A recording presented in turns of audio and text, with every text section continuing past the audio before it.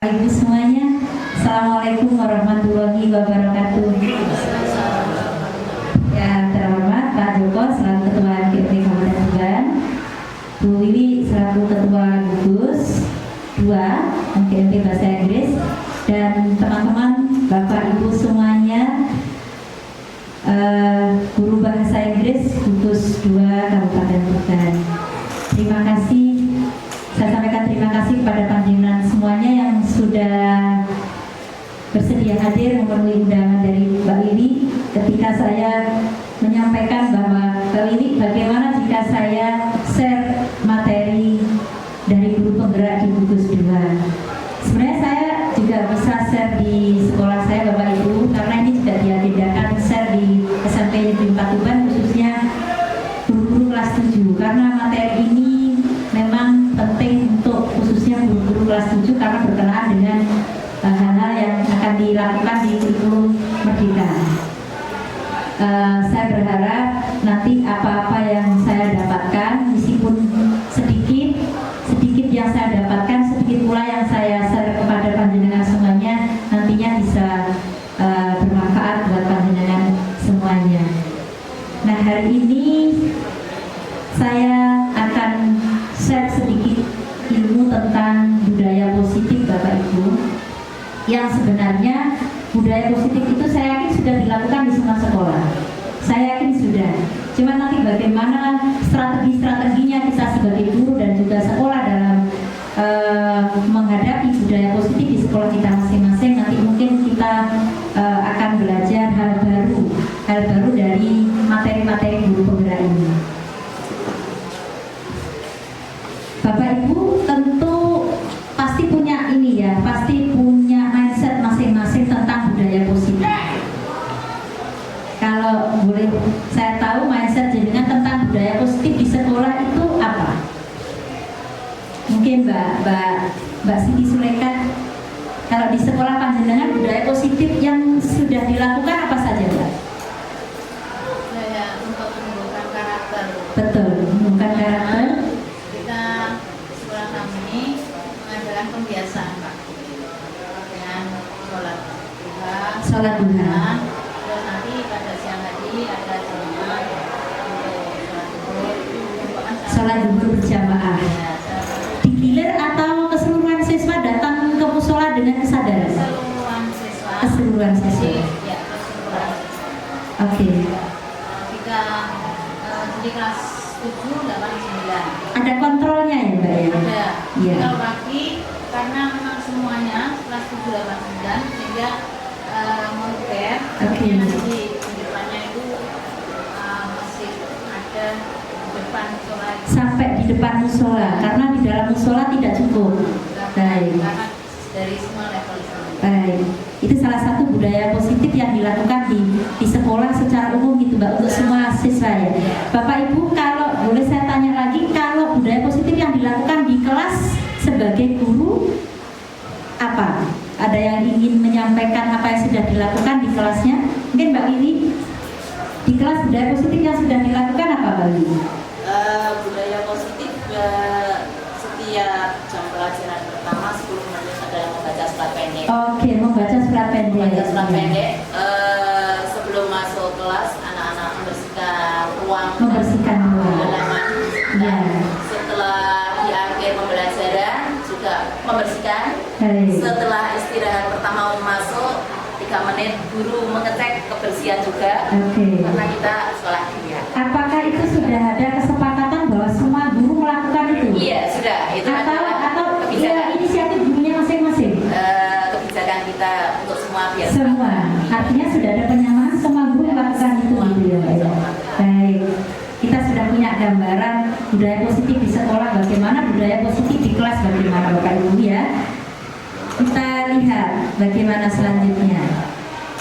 Bapak Ibu, di dalam kurikulum Merdeka itu budaya positif itu nantinya diharapkan bisa membentuk karakter siswa yang sebenarnya sebelumnya juga sudah kita tahu bahwa yang namanya budaya positif itu pasti nanti arahnya adalah membentuk karakter. Nah, setelah karakter terbentuk, baik itu karakter siswa, karakter guru, diharapkan dengan adanya budaya positif itu bisa mencapai visi misi sekolah. Visi misi sekolah salah satunya yang berhubungan dengan karakter adalah misalkan visi misi sekolah Pak Joko apa ya? Prestasi, karakter dulu ya. Beriman, berprestasi. Nah, beriman itu kan berarti salah satu karakter yang akan tercapai. Dengan adanya budaya positif di sekolah diharapkan nanti merubah paradigma itu menjadi bahwa sekolah itu akan bisa mencapai visi misinya yang berhubungan dengan karakter Bapak Ibu. Jadi budaya positif di sekolah akan menjadi perubahan baru, paradigma baru untuk menggerakkan sekolah menggapai visi misinya. Dan nanti secara khusus tidak hanya sekolah yang akan menggapai visi misinya Bapak Ibu, tetapi kita sebagai guru itu juga mempunyai visi. Kita sebagai guru itu mempunyai visi. Misal ya, saya mempunyai visi bahwa murid saya nantinya akan terampil berbahasa Inggris secara lisan dan tulis, dan karakter yang saya ambil adalah kemandirian. Itu misal visi saya sebagai seorang guru bahasa Inggris. Maka untuk menggapai visi misi itu saya harus mempunyai budaya positif yang akan saya terapkan kepada anak-anak saya. Ki Hajar Dewantoro menyampaikan bahwa di mana ada kemerdekaan, disitulah harus ada disiplin yang kuat.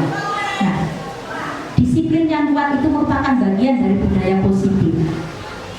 Disiplin itu akan ada level-levelnya. Apakah disiplin itu muncul karena peraturan? Apakah disiplin itu muncul karena paksaan? Apakah disiplin itu muncul karena motivasi dari diri sendiri?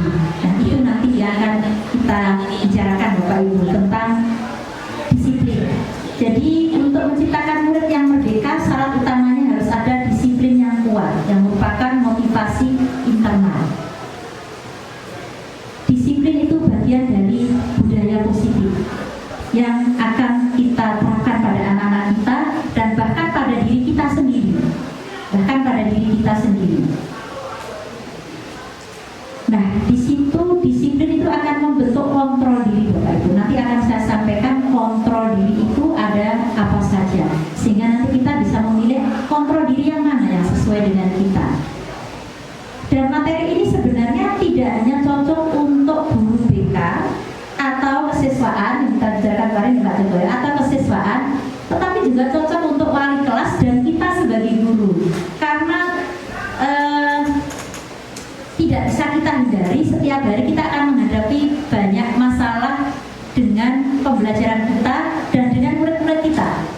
Satu contoh saja yang paling ringan ketika kita ada di dalam kelas, masalah apa Bapak Ibu? Yang paling ringan saja ketika kita masuk di dalam kelas.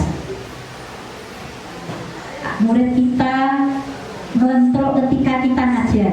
Itu sering kan ya terjadi itu. Tidak semua siswa 32 itu bisa semangat loh mengikuti materi kita, mengikuti pembelajaran kita. Itu salah satu masalah yang paling ringan yang kita hadapi setiap hari. Nah, nanti dengan ini kita akan tahu bagaimana cara mengatasinya.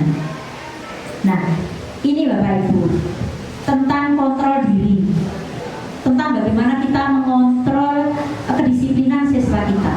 Ada beberapa hal yang terjadi di lapangan yang kita lakukan setiap hari. Ilusi guru mengontrol murid. Bapak Ibu, biasanya panjenengan mengontrol muridnya di sekolah bagaimana? Apakah dengan mengedepankan kekuasaan bahwa saya seorang guru, maka kamu harus nurut saya? Atau jenengan punya strategi yang berbeda? Ada yang mau sharing dengan saya untuk hal ini? Ya, Mbak Sita, ya Bu Nadia, silakan. Untuk mengontrol siswa supaya mau disiplin, bagaimana strategi jenengan?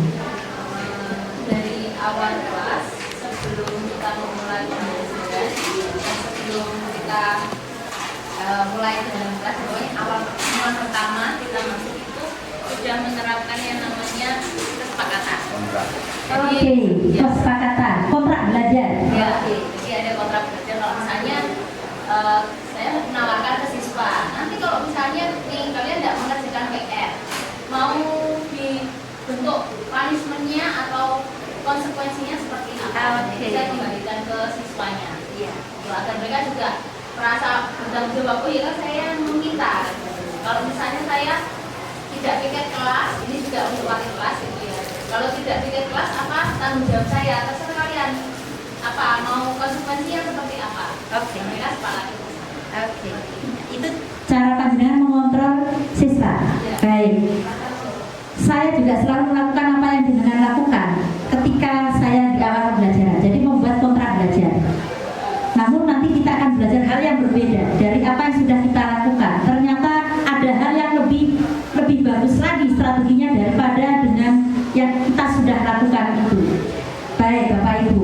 Kemudian ini yang nomor 2, ilusi bahwa semua penguatan positif efektif dan bermanfaat. Nah ini yang nomor 2 ini yang nanti akan kita pelajari hal baru itu Bu Nadia. Kalau kita selama ini masih menggunakan nomor 1, kemudian nomor 4, kadang-kadang nomor 3 juga kita lakukan. Pernah nggak ada yang melakukan nomor 3? Kritik dan membuat siswa kita merasa bersalah. Ketika murid kita melakukan sebuah kesalahan, kita mengkritik sehingga dia merasa bersalah. Kemudian apakah itu bisa menguatkan karakter atau tidak? Pernah nggak ada yang melakukan itu? Misalkan siswanya berbuat salah, kemudian mengkritik, menunjukkan kesalahannya sampai dia merasa bersalah. Ada yang pernah? Saya yakin ada, karena saya juga pernah melakukan itu. Setiap guru pasti pernah.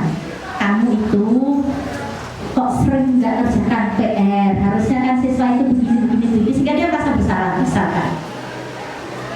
Nah, ini sesuatu yang sering terjadi di lingkungan kita Bapak Ibu untuk mengontrolnya. Dan diakui atau tidak kita sering melakukannya.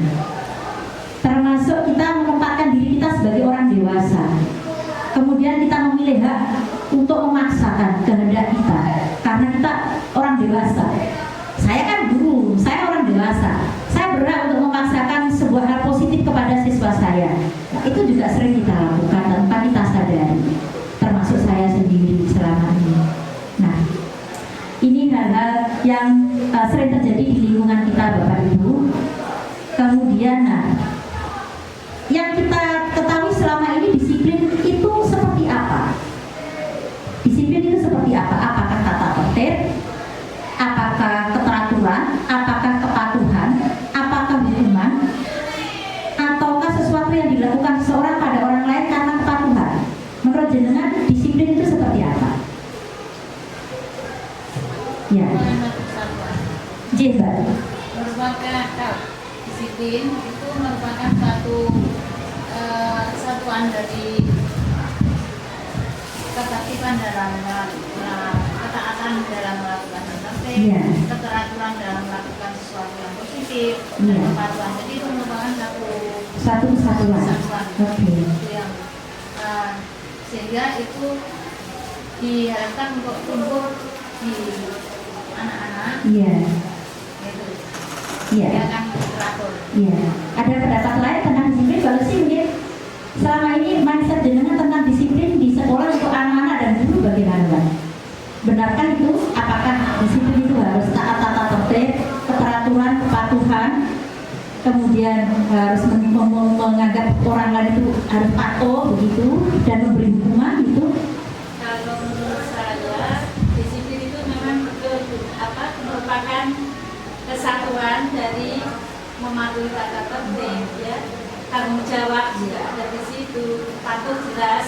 Karena kalau tidak patuh jelas dia tidak bisa menghargai orang lain, tidak bisa menepati tanggung jawab. Oke. Boleh saya tanya Mbak, Bapak Ibu, saya tanya. Jenengan kalau masuk kelas datang tepat waktu atau tidak? Kadang belum. Ya, saya bertanya. Sometimes not, sometimes yes, sometimes not. Sometimes yes, sometimes not. Gitu. Sudah muni. Jenengan kalau masuk kelas tepat waktu, apakah karena peraturan ataukah karena hal lain? Saya tanya nih. Jenengan masuk kelas tepat waktu, apakah karena peraturan atau ada alasan lain? Tanggung jawab. Tanggung jawab. Artinya bukan karena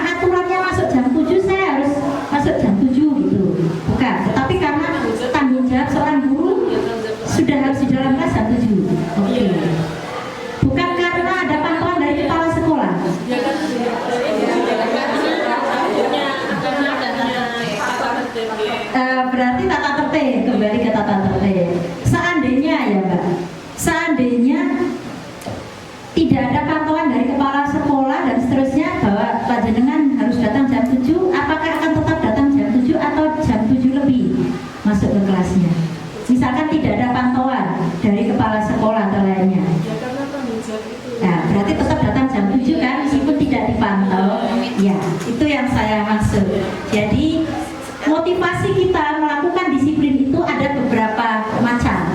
Salah satunya adalah karena mentaati peraturan. Kalau peraturan itu tidak ada, berarti kita tidak melakukan itu. Andai saja tidak ada peraturan itu berarti kan tidak akan melakukan itu. Andai saja tidak ada pantauan dari kepala sekolah, maka juga tidak akan datang jam 7. Nah, tetapi Bu Darmuni menyampaikan karena saya punya tanggung jawab, karena saya punya kesadaran bahwa saya harus ada di dalam kelas itu jam 7, karena saya harus punya tanggung jawab kepada siswa-siswa saya. Berarti itu motivasi apa, Mbak? Yang dipunyai Bu Darmuni?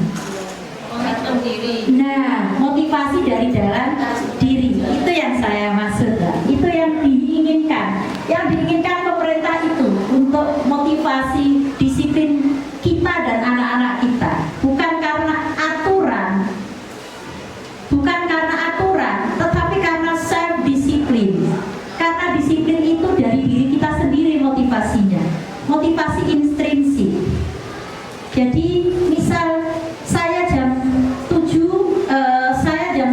harusnya sudah ada di sekolah, tetapi saya tidak mengajar jam 7, saya nanti mengajarnya jam ke-4.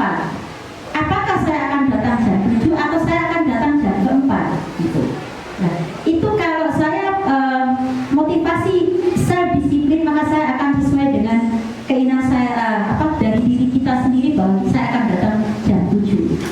Tetapi kalau itu karena aturan, karena pantauan dari kepala sekolah dan seterusnya, maka kita akan tidak seperti itu. Jadi di sini yang dimaksud kita untuk disiplinnya adalah self disiplin, termasuk siswa. Mbak Siti tadi menyampaikan ada budaya positif sholat duha. Saya tanya tadi ada kontrolnya enggak? Kontrolnya adalah buku ya, terus kemudian stempel ya. Artinya itu anak-anak sholat duha karena ingin mendapatkan stempel sebagian besar. Andai saja tidak ada kontrol itu belum tentu dia datang ke musola untuk sholat duha. Berarti dia disiplin masih berdasarkan aturan. Tetapi andai saja tidak ada kontrol itu terus mereka datang sendiri ke musola untuk sholat duha, berarti sudah self disiplin. Nah, itu yang diharapkan oleh pemerintah bisa kita terapkan pada anak-anak kita, yaitu self disiplin. Nah, itu nanti ada strateginya. Nah, Bapak Ibu, perilaku manusia entah nanti di sekolah siswa maupun guru itu ada disebabkan 3 hal. Apakah karena dia menghindari ketidaknyamanan atau hukuman, ataukah karena ingin mendapatkan penghargaan atau imbalan, ataukah karena ingin menghargai diri sendiri dengan nilai-nilainya. Nah, ini motivasi perilaku manusia. Tidak hanya untuk guru, tetapi anak kita sebagian besar begitu. Mereka sholat duha, apakah karena menghindari hukuman, apakah karena mereka ingin mendapatkan penghargaan, ataukah karena mereka ingin menghargai dirinya sendiri dengan nilai-nilai positif yang ada dari keyakinannya. Nah, kalau mereka masih melakukan karena takut dihukum, mereka melakukan karena ingin dapat penghargaan, berarti itu mereka belum self disiplin. Karena motivasinya masih motivasi di luar dirinya. Lalu bagaimana sebaiknya? Ya, kalau mereka melakukan itu tanpa ada rasa takut, tidak ada rasa takut untuk dihukum, bukan karena hukuman, bukan karena ingin dapat penghargaan, tetapi karena mereka yakin bahwa dengan sholat duha mereka akan mendapatkan nilai-nilai positif. Di sekolah saya juga ada sholat duha, Mbak Siti. Setiap pagi itu saya biasanya bersama teman-teman tim religi itu ikut membantu ngobrol yang anak. Tidak ada jadwal, artinya tidak ada jadwal kelas ini yang harus masuk untuk sholat duha, ini enggak ada. Tapi mereka kita beri kebebasan. Cuma yaitu masih ada kontrolnya, ya masih ada kontrolnya, yaitu berupa stempel. Jadi di depan musola itu ada anak OSIS yang berjejer pegang stempel, sehingga anak-anak itu masuk ke musola itu sambil membawa buku kontrol. Nah, ada anak yang masuk datang ke musola itu langsung masuk masuk ke dalam musola untuk ambil air wudhu dan sholat, ada yang hanya berjejer di depan musola sambil pegang buku kontrolnya. Nah, kalau seperti itu, kita sebagai guru mau baik, ayo nak wudhu, ayo nak wudhu, ayo nak wudhu. Kalau sudah diurai gurunya, baru dia berangkat wudhu. Dan itu kita bisa membedakan mana siswa yang self disiplin, mana siswa yang motivasinya adalah karena hukuman, karena hal lain, karena penghargaan dan seterusnya. Panjenengan di kelas sering memberi penghargaan tidak pada siswanya? Sering ya? Bisa berupa apa, Mbak? Ini Amplop. Saya pernah ikut workshop di tempatnya Pak Afif di sini. Saya tanya, Pak Afif, kalau jenengan ngajar supaya anak mau maju, gebruduk begitu, aktif itu, apa yang jenengan lakukan? Dia bilang katanya nempel uang 2000-an di papan. Pak Afif bilang gitu, nempel uang 2000 di papan. Nah, apa yang jenengan lakukan? yang saya lakukan itu I give reward students by giving star. Okay, giving reward to the students. Star. Dia jawab. Picture, like picture or Mereka kesadaran ini adalah suatu dari di kontrak belajar dan kita sampaikan untuk memotivasi anak-anak ini adalah nilai kejujuran dan sportivitas. Sehingga anak-anak itu mempunyai tanggung jawab juga untuk menilai diri sendiri.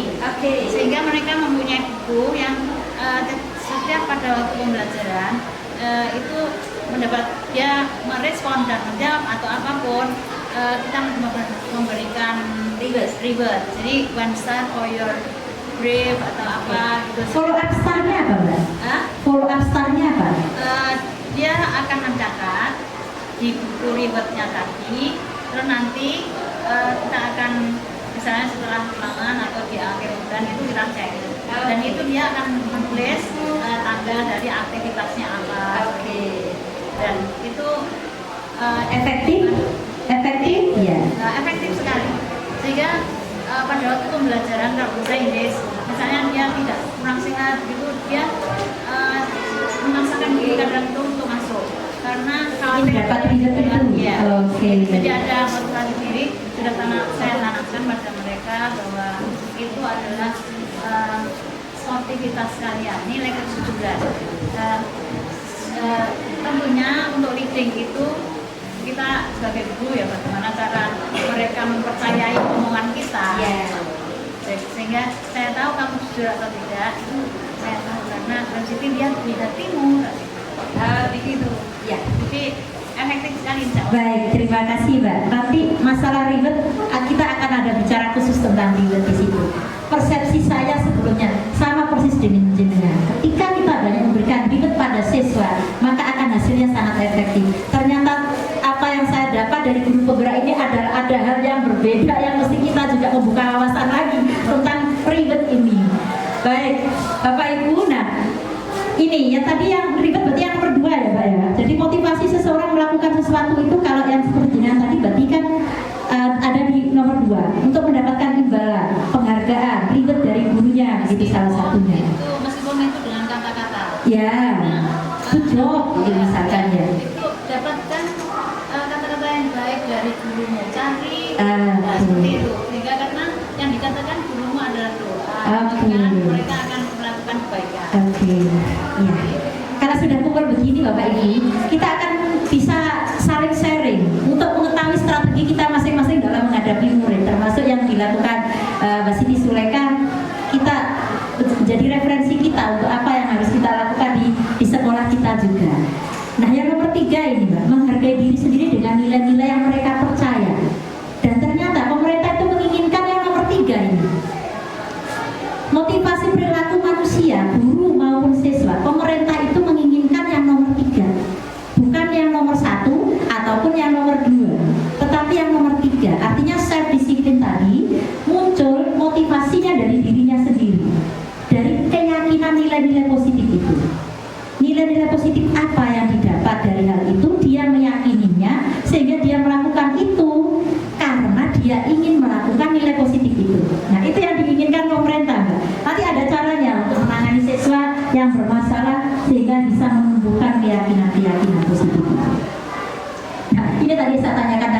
bagaimana motivasi Anda datang tepat waktu dalam kelas. Tadi sudah kita bicarakan.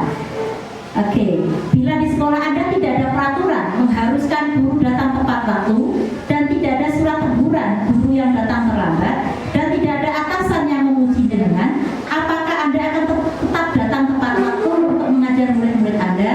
Nah, ini tadi sudah kita diskusikan, Bu, dan ini tadi sudah menjawab. Kalau saya pengen tahu jawabannya Pak Joko gimana kalau masalah ini, Pak Joko? Saya memang cenderung ke yang ketiga. Ya. Jadi kalau sudah dalam hati kita timbul pengen apa ya. Jadi saya bisa share sedikit karena COVID kemarin anak-anak banyak yang istilahnya kehilangan karakter. Ya. Sopan santun kita juga sangat menurun. Motivasi belajar juga seperti itu. Saya ngobrol sama anak, kamu kok sering terlambat kenapa? Itu jam berapa? Jam 3. Jam 3 tidur. Kalau saya jam 3 sudah bangun. Susah tunjukkan alarm saya tulis. Coba ini ada alarm itu terus. Jam 3 sudah waktunya bangun. Nah kamu kalau tidur jam 3 bangun jam berapa? Setengah 7. Saya bisa membayangkan polanya kayak apa. Ada yang gini Bu, kalau malam apa kegiatanmu? Bahasanya gini, berguyur-guyur. Oh, berguyur-guyur. Karena belum ada motivasi pada diri sendiri. Seperti yang disampaikan tadi Bu, ini ketika ada pernah disiplin sholat berjamaah, saya masih kejar-kejaran Bu, kesesuaian bagi, ayo cepat wudhu, lari ke pojokan. Ketika saya jadi imam gitu, saya bilang, nggak ada yang bersuara, softnya juga temui dulu. Saya akhirnya penasaran, saya coba tanya satu kelas, tadi pagi yang sholat subuh siapa ya? No one. Itu dari situ memang motivasi dan kita lebih jauh, kita harus mempelajari kondisi keluarga mereka. Kamu kalau kebangun kesiangan nggak ditegur orang tua? Enggak katanya. Ada yang merokok juga. Anak sekarang pandai bohong. Jadi cerita ke saya itu disuruh membagikan rokok. Yang beli siapa? Ini, misalkan Yumiko gitu ya. Ketika ditangani wali kelas, jawabannya beda. Wali kelas belum bisa menemukan jawabannya. Ternyata dia yang beli dari rumah. Ketika kamu jalan-jalan, saya waktu itu belum belajar tentang restitusi Bu. Saya gini. Kamu sekarang jujur sama saya, yang benar itu yang beli kamu atau ibu itu? Saya Pak loh, kamu sama saya jujur. Saya ngobrol-ngobrol memberi pandangan. Suatu saat kalau kamu sudah mau kerja, salah satu tes itu kan kesehatan. Sekarang kesehatan luar biasa sampai ronsen. Kalau kamu nanti nggak ingin menyesal, berhenti. Ada hal yang mengejutkan Bu. Iya. Saya di rumah sama bapak saya nggak dilarang lah, kalau itu lain cerita. Pokoknya sama senyaman kamu di sekolah pakai seragam, jangan membawa apa ya, buat yang mencoreng nama baik sekolah. Jadi ini saya yakin kalau dari diri kita pasti akan berhasil. Tapi kalau ada takut, misalkan kalau ada kepala sekolah ya saya itu nggak ada, nyantai. Jujur aja ya, beberapa teman ada. Ya pasti ada. Ya. Itu Pak Bu. Ya. Terima kasih Pak Joko. Jadi Bapak Ibu itu yang saya maksud bahasanya self disiplin, motivasinya itu dari mananya? Termasuk anak-anak kita dan kita sendiri sebagai gurunya. Apakah masih karena aturan? Apakah masih karena takut dilihat? Apakah atau